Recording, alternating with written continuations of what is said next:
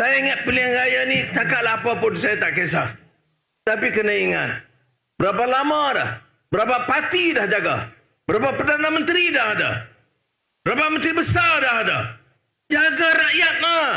Ni time, jaga rakyat. Projek besar. Jalan raya baik. Pelabuhan besar. JSEZ besar. Semua ada. Apa yang belum ada? Ini gerai orang meniaga, gerai miskin. Orang meniaga kecil-kecil. Bantuan sekolah. Sekolah Melayu, sekolah Cina, sekolah Tamil. You tahu masa kita ambil jadi Perdana Menteri, itu tandas. Bilik air pun tak cuci banyak.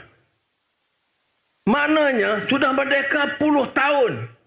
Sekolah punya tandas pun tak jaga. Siapa? Kita kena bawa. Ini perubahan.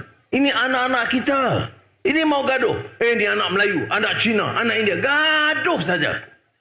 You minta semua Cina, gaduh sama Melayu. Kemudian siapa yang untung? Ini orang atas untung.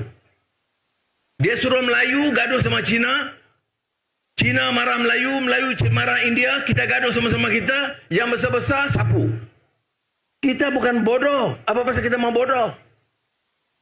Ini election. Cara kita mau tolong. Apa Johor tak tolong? Ada tolong.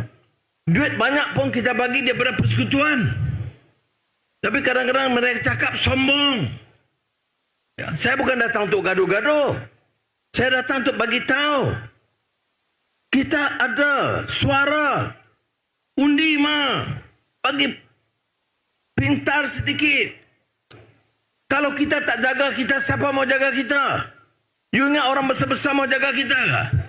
You ingat orang kaya-kaya mau fikir pasal kita ke? Kita sendiri mesti fikir anak kita, cucu kita macam mana nanti.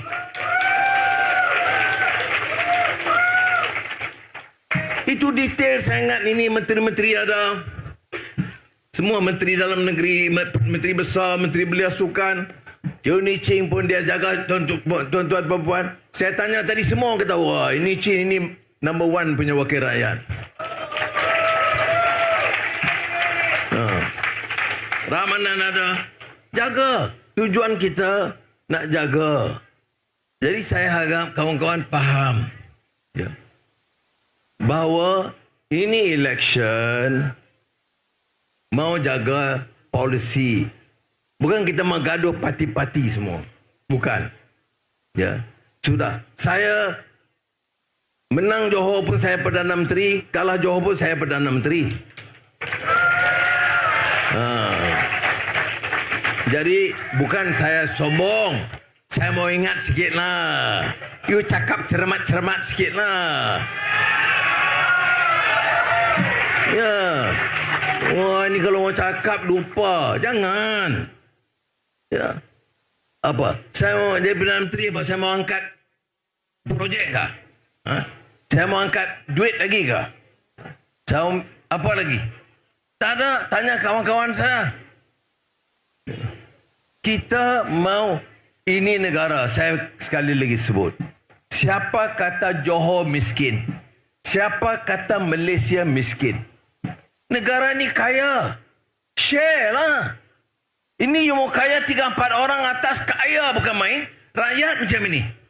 Gerai tak repair. Rumah-rumah kos rendah. Itu negeri punya hal. Bukan federal. Saya pergi tengok.